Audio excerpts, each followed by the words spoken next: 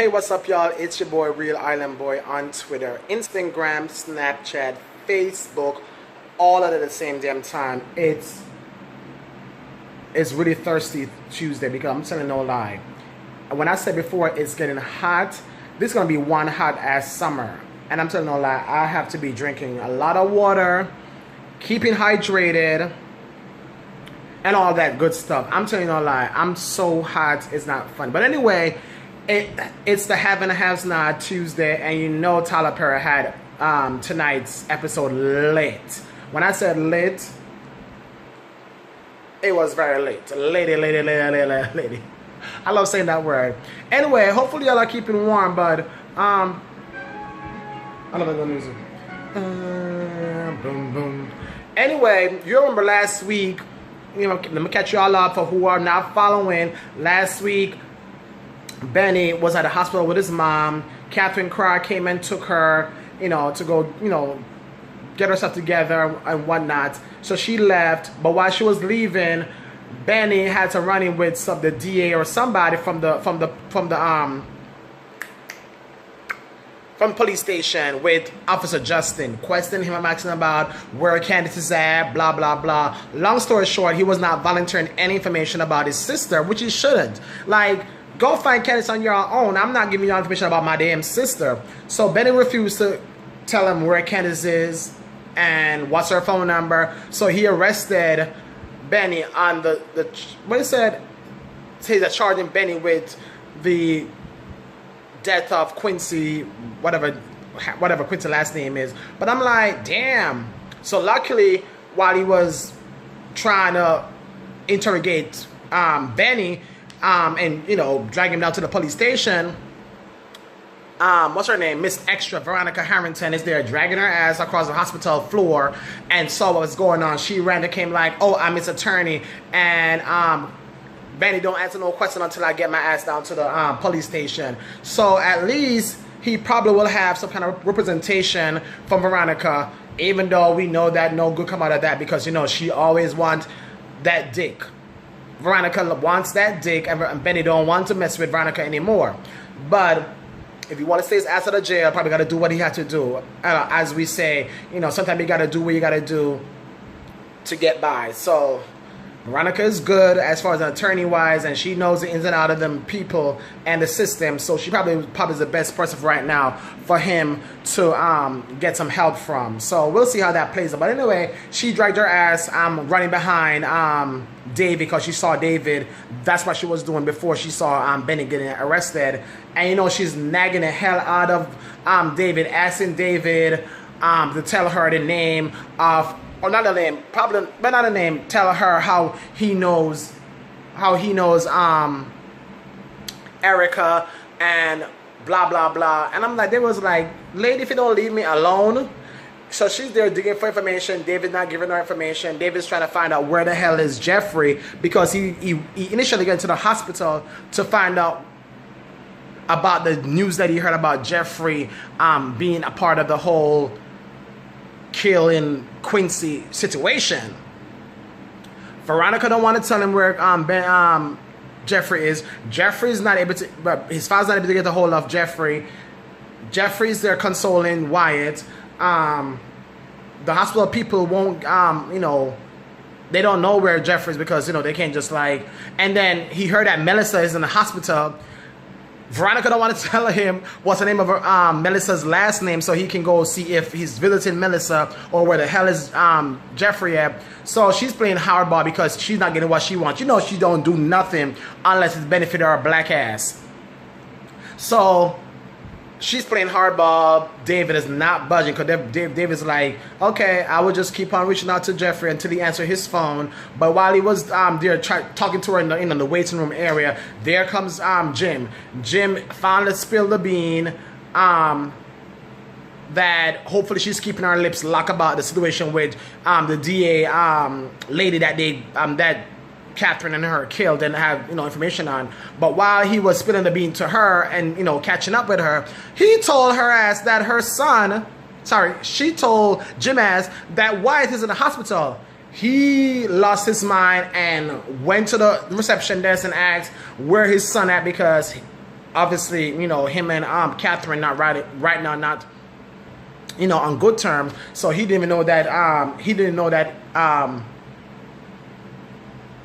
Wyatt is back in the hospital for, you know, possible follow-up for his relapse. After all of that, Jeffrey finally found his way to Melissa's room. Melissa is not for Jeffrey. She don't want to hear from Jeffrey. She don't want to have you come follow up with me, find out if I'm doing okay. She's like, leave me be. Your mother is just as sick as you. I don't want nothing to do with you and your mother. The only person that ever loved me is the person who died, which is our father. I guess she also have a bad relationship with her mother because she don't want to even talk about her mom. But Jeff was really trying to follow up with her and, you know, trying to say that, you know, he's here for her in case she needs any kind of whatever. But Melissa's like, bitch, get out of my room. I don't want to ever see you. Melissa's playing hardball right now, but I think she needs Jeffrey on her team because if she ever go through with whatever she had to go through right now, I think at this point, she don't need to be caring about nothing that Veronica said because her father, she was trying to get these shit to pay her father's doctor's bill. He's now passed away. So why are you doing this still? I think she also was doing it because they took out something, a lien against the house. Probably her mom will lose the house. Okay, get an apartment. I don't mean to sound too hard.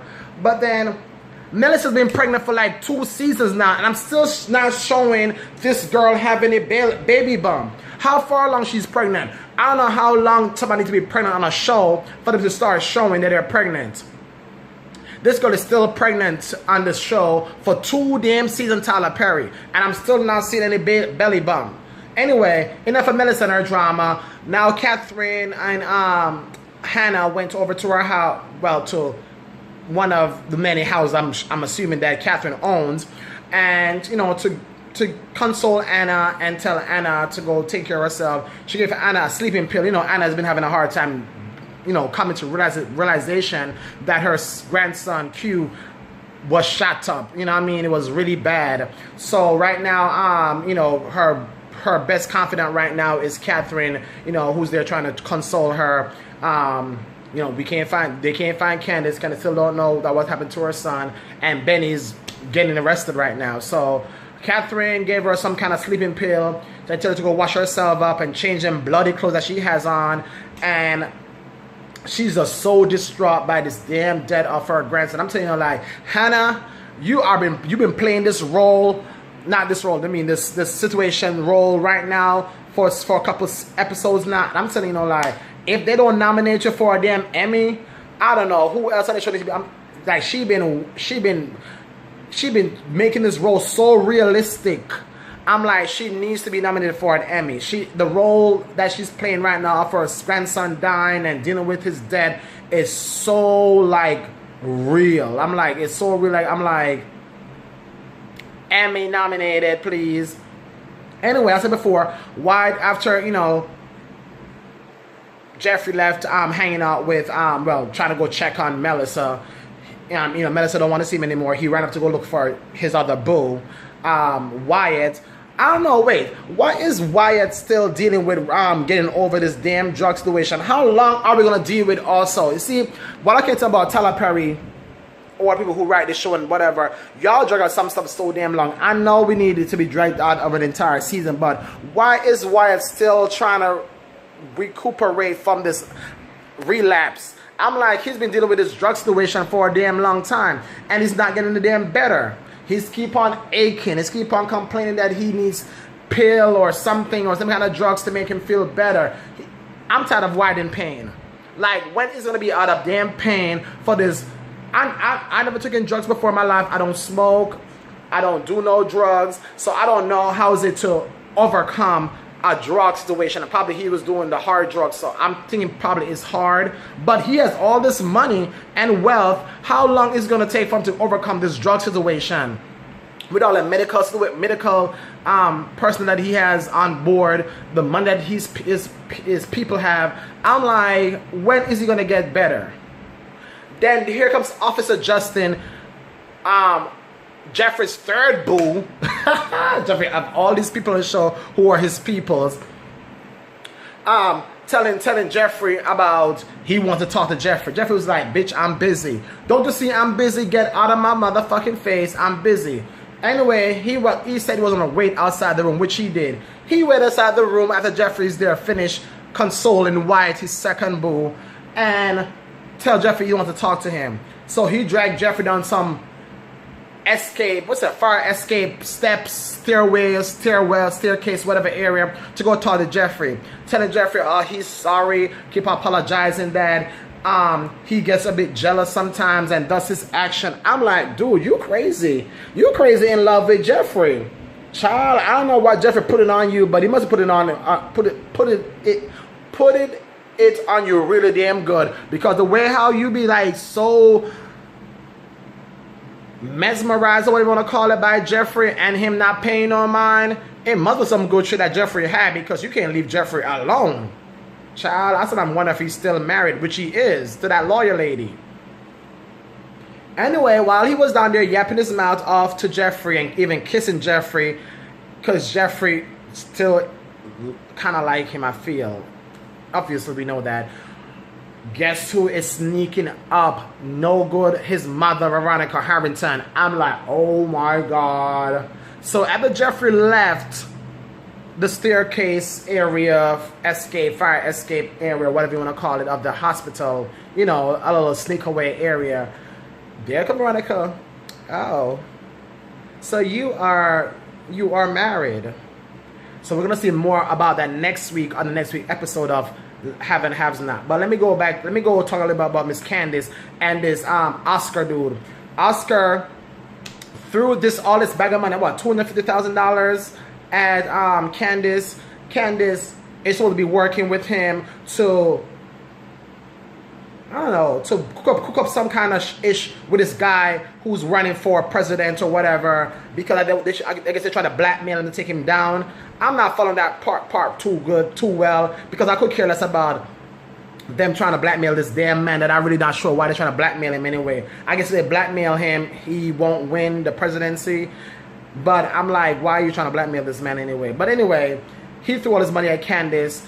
Candace doesn't want to be a part of the deal, because I guess she kind of having likings for this dude. But Oscar was like, if you're not gonna be a part of this deal, give my money back. Candace was like, I'm not giving the money back to you. Anyway, after she put Oscar out by screaming and telling Oscar if she don't leave, she's gonna call security and scream and whatever and holler, Oscar left. But lo and behold, the money that he left in the bag with Candace is not real. I think he made the funds in the middle be fake and then put like a real $100 on the front and a real $100 at the back. So if you look at the money that's in the bag, it looks real, but when you look in the middle, it's fake bills. So Candace, you just played your ass. I thought you should be more quick on it and and not realize that Oscar is playing you. But anyway, I'm not sure what's going to go on with that part, but I can't wait to see what's going to go on with this so-called president dude and Candace, and how this blackmailing shit going to go, because I don't know what's the blackmailing thing had to do with Candace and Oscar and his presidency, I guess. But we'll see more about that. Enough of them. Let me talk about what part now? I think I talked about everything so far. That was a good little recap. I'm thinking. Let me see if I missed out any part. Give me 1 second. I like to make sure I cover everything, because I don't want y'all to say, oh, you didn't talk about that part. Why you talk about this part? I did everything. Yeah, Wyatt is still not recuperating, but he's sleeping now and resting, so he's a little bit out of his pain. Hopefully he'll eventually come out of this damn relapse situation. I'm tired of seeing him. Always in pain and crying and aching and everything. But anyway, next week, Jeffrey father finally found him David and Jim, and is asking where the hell Wyatt is. And Jeffrey's telling Jim, I don't think it's a good idea for him to go see Wyatt because of the Wyatt situation. But Jim is pissed about it, because don't tell the man he can't see his son. Anyway, Candace is in bed with this dude that's running for presidency. So I'm going to see what's going on with that dude and Candace, because there's more tea about that, which I still haven't figured out yet. And as I said before, Veronica's going to be interrogating Officer Justin more. Anyway, I got to go. It's hot. I'm burning up. I'm gonna get some more ice water. I'm not even drinking any cocktails tonight. So I'll see y'all next week for another recap here on Rest Aboard TV. Please, please, please, please, 2 thumbs up the video while you watch it. Reshare it on your Facebook. Reshare it on your Twitter.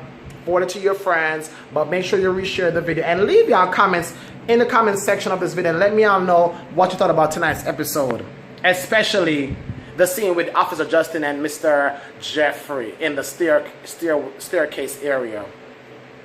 Follow me on social media. Don't forget to do that also. Real Island Boy. Real Island. And boy spelled B-W-O-I. I gotta go. I'll see y'all next week for another recap of Have and Haves Not. Happy Tuesday. Bye, bitches.